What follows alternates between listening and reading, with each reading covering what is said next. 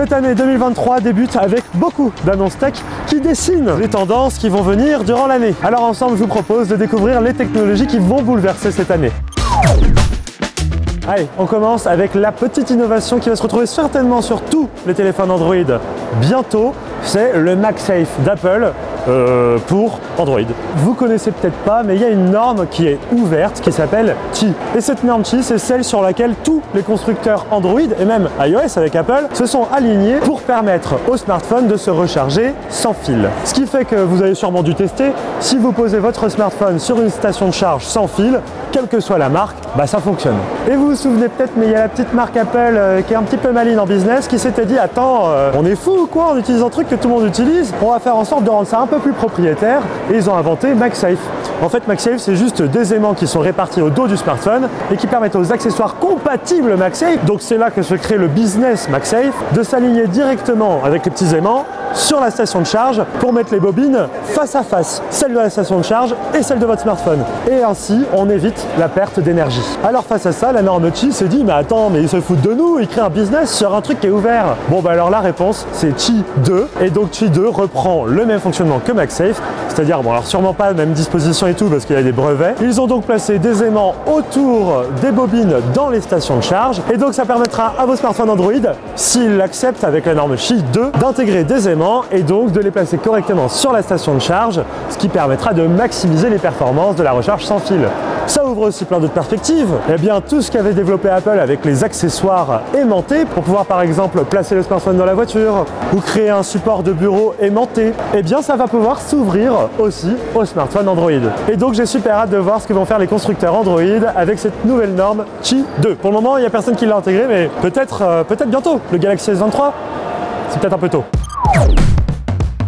Allez, autre tendance, Matter. Alors ça, à Las Vegas, j'ai vu ce mot fleurir sur tous les produits. C'est une norme qui a été lancée l'an dernier et le but, c'est de créer un langage commun pour tous nos objets connectés. Tout ça, ça résulte d'un consensus qui a été fait par Google, Amazon, Samsung, Apple, et ça permettra de rendre compatibles vos objets connectés avec tous les applications, quel que soit l'assistant. Et comme je l'ai dit, ici au CES de Las Vegas, on a vu ce mot arriver sur toutes les boîtes de produits, que ce soit des ampoules jusqu'aux télés de Samsung, qui vont permettre d'être des hubs Matter, puisque bah oui, elle saura parler le Matter, donc elle sera capable aussi de contrôler tous les produits Matter. Bref, si ce sujet vous intéresse et si vous avez une maison connectée, sachez que j'ai fait une petite vidéo pour tout expliquer ici à Las Vegas. Je vous propose d'aller la voir.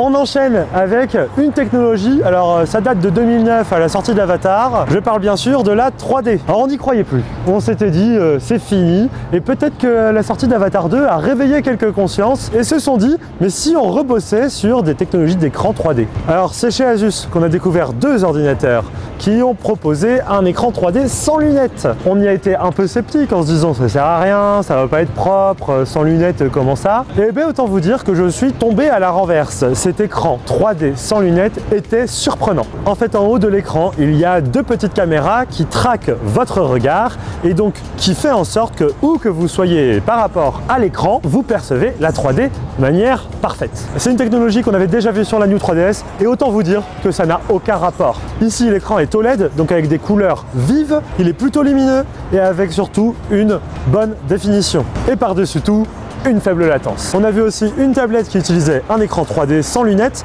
et un téléviseur chez TCL en démonstration qui propose de la 3D sans lunettes. C'était une démo, il ne sera pas à vendre. Je ne sais pas exactement tout ce que cela veut dire, mais ça montre quand même qu'on a un chemin peut-être qui va se tracer puisque les usages peuvent se dessiner. J'imagine des architectes, j'imagine des personnes qui font de la 3D, qui veulent modéliser des choses, j'imagine des démonstrations commerciales et j'imagine regarder des films en 3D tout simplement. Sans oublier mais les jeux vidéo, ce serait incroyable de pouvoir jouer à ses jeux vidéo préférés en 3D sans lunettes. Il n'y a rien à faire, juste on active la 3D et c'est bon. Surtout que là, Asus, dans leur démonstration, avec des petits modèles 3D qu'on pouvait manipuler et faire tourner, l'écran était tellement bon qu'on avait vraiment l'impression de voir un hologramme sortir de l'écran. Bref, si ça vous intéresse, j'ai fait une vidéo complète à ce sujet. Je vous propose d'aller cliquer dans la fiche. Alors là, je vais vous parler d'un truc, c'était une sorte de bataille qui ne s'arrêtait pas durant le CES. Les deux constructeurs majeurs de dalles OLED, que ce soit Samsung ou LG, nous ont présenté des nouvelles technologies afin de les pousser au maximum de leur luminosité. Eh bien oui, parce que l'OLED, c'est le défaut qu'on en retient quand on l'utilise, c'est que la luminosité est quand même largement en dessous que ce que propose le LCD. En 2022, les meilleures dalles OLED proposaient jusqu'à 1000 candela par mètre carré. Et là les amis, la promesse pour 2023, c'est quand même d'aller jusqu'à 2000 candela par mètre carré. Donc autant vous dire qu'on double le chiffre, on joue vraiment à qui est la plus grosse parce qu'on est sur du 2100 chez LG, on est sur du 2000 chez Samsung, du 1500 chez Pana. Bref, toutes les marques ont essayé de développer leur propre technologie afin de booster la luminosité des écrans. Alors il y a deux trucs que j'ai retenus pendant ce salon, c'est que LG Display propose une dalle OLED qui est utilisée par la plupart des fabricants, que ce soit Panasonic, Sony, etc. Alors que de l'autre côté, il y a Samsung qui est là avec sa petite technologie qui s'appelle le QD-OLED, qui est aussi utilisée par Sony d'ailleurs. Mais globalement, ce sont les deux grands fabricants de dalles avec deux technologies différentes. Sans rentrer dans les détails techniques, les deux marques ont développé énormément d'astuces, que ce soit physique avec des micro-lentilles au-dessus des pixels, etc.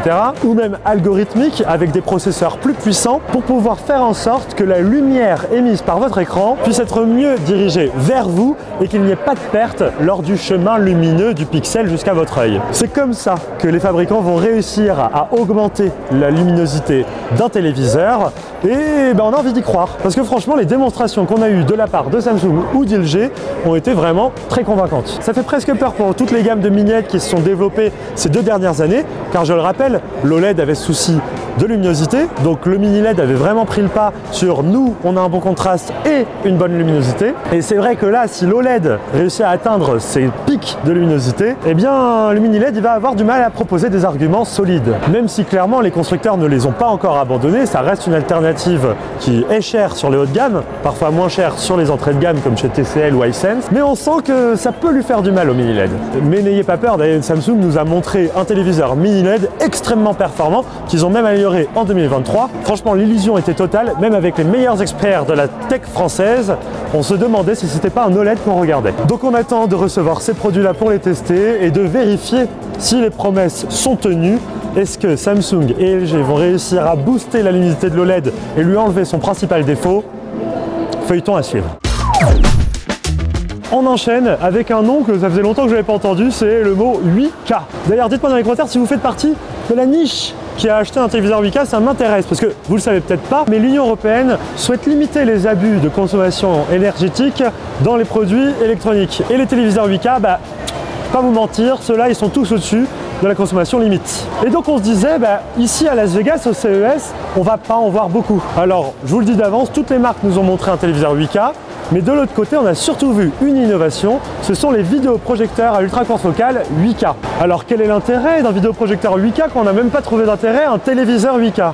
Eh bien c'est que les vidéoprojecteurs, c'est vrai que la diagonale est immense. On peut parfois aller jusqu'à du 250 pouces. Alors tout de suite, c'est vrai que même en 4K, si on s'approche d'un vidéoprojecteur, on peut voir un petit peu la matrice de l'image. Et là, les démonstrations qu'on a eues de la part d'Hisense ou même de Samsung, franchement, c'était bluffant. On a vraiment vu une image 8K grande taille. Alors vous allez me dire, mais c'est quoi cette sorcellerie? Comment ont-ils réussi à faire de la 8K alors que même les téléviseurs, c'est déjà très compliqué?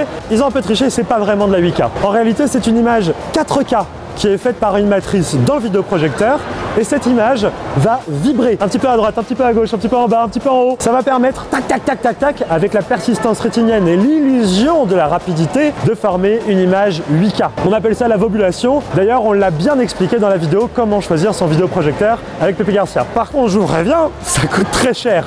Ces vidéoprojecteurs ultra courte focale sont vendus à partir de 28 000 € de la part d'Hisense et on n'a même pas de prix de la part de Samsung. Donc forcément, ça rend le produit un peu plus inaccessible. Et d'ailleurs, c'est peut-être pas plus mal parce que pour le moment, c'est vrai qu'on n'a pas de contenu en 8K. Mais c'est un marché qui se développe pas mal en Asie, donc à voir. Mais c'est vrai que l'Europe, comme ça, c'est un petit peu réticent, surtout quand on voit les actions de l'Union européenne pour limiter la consommation énergétique.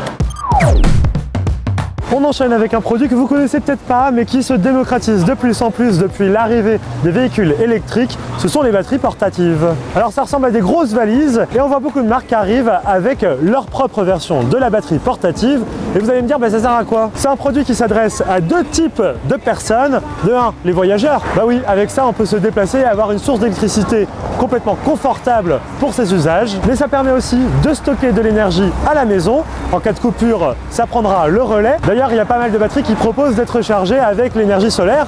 Donc ça permet de moins dépendre du réseau électrique, si jamais il y a des petits soucis quoi. Ce qui est drôle, c'est que ces fabricants de batteries, pour les rendre un peu plus sexy, ils ont trouvé des usages à leurs batteries qui sont directs. Par exemple, la glacière batterie. C'est une batterie, mais aussi une glacière intégrée qui permet de faire des glaçons dedans. Il y a la tondeuse à gazon batterie.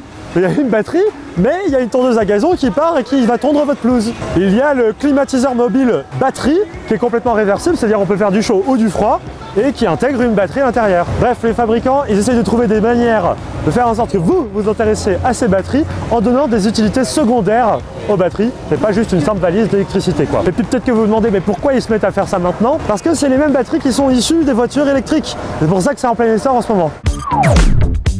Allez, on enchaîne avec les ordinateurs portables qui évoluent en 2023. Il y a des nouvelles cartes graphiques qui arrivent avec notamment les GeForce RTX 40, 60, 70, 80, 90 en plus petit format dans l'ordinateur portable directement et surtout les technologies OLED et mini LED qui s'invitent sur les ordinateurs portables beaucoup plus massivement que l'an dernier. Du coup, ça permet d'avoir une amélioration des performances mais surtout des écrans qui n'ont jamais été aussi bons. On a de l'OLED 120 Hz, 240 Hz mais c'est aussi le cas des écrans externes qui s'améliorent. Je pense notamment à l'écran de Samsung qui fait 56 pouces incurvé 8K mini LED, très impressionnant, ou celui d'LG plus de 40 pouces OLED 240 Hz, s'il vous plaît. Bref, on a une vraie amélioration des affichages, mais aussi de la puissance en ordinateur portable, c'est intéressant. On a d'ailleurs fait une vidéo pour vous expliquer comment c'est possible d'avoir une si grosse carte graphique 4090 qui rentre dans le châssis d'un ordinateur portable qui est censé être mobile et léger. Donc allez voir, on la met en fiche.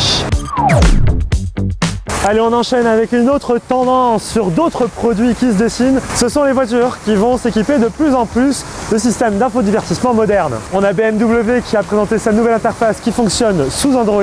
Mais ce qui est intéressant, c'est l'évolution d'Android Auto qui va permettre de s'adapter à plus d'écrans ou plus large pour afficher plusieurs choses en même temps. Ça ressemble beaucoup d'ailleurs à ce qu'a fait Apple avec l'évolution d'Apple CarPlay. Si je devais ressortir un truc qui m'a marqué en termes de voiture, c'est la voiture PlayStation, comme on dit, et la voiture de Sony qui s'appelle Afeela. Alors elle, il y a des écrans partout, devant, derrière, à l'intérieur, à tous les sièges. Elle est vraiment prête pour l'infodivertissement, mais pas tellement prête pour rouler, puisqu'elle sera disponible qu'à partir de 2026 aux États-Unis seulement. Et encore une fois, si ça vous intéresse, on a déjà fait une vidéo complète à ce sujet-là. On la met en fiche.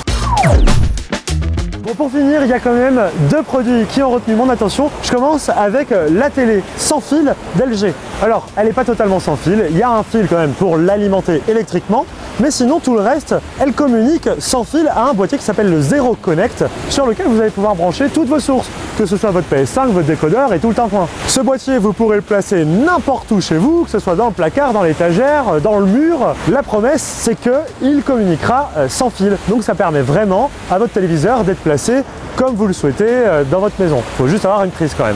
D'ailleurs, pour l'anecdote, il y a une marque qui s'appelle Displace qui a proposé un téléviseur réellement sans fil, même sans câble, puisqu'elle fonctionne sur batterie. Alors il y avait 4 ports pour avoir de la batterie. Le seul truc, c'est que la démonstration a un peu foiré et on voyait bien que sur un salon avec beaucoup d'interférences, le téléviseur avait du mal à reconstituer un signal vidéo stable. Mais la démonstration était super intéressante.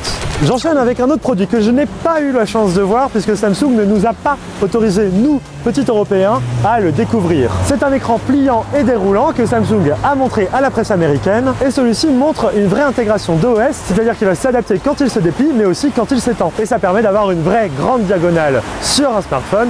Moi je trouve ça vraiment très excitant. Je pense pas qu'on verra ça sur leur futur client, que ce soit le Galaxy Z Fold 5 ou le Flip 5, mais ça arrive.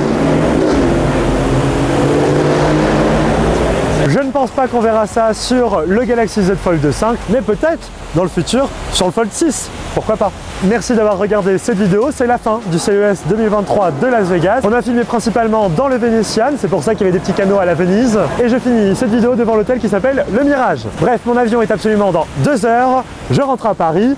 À très bientôt, merci de nous avoir suivis. Ciao!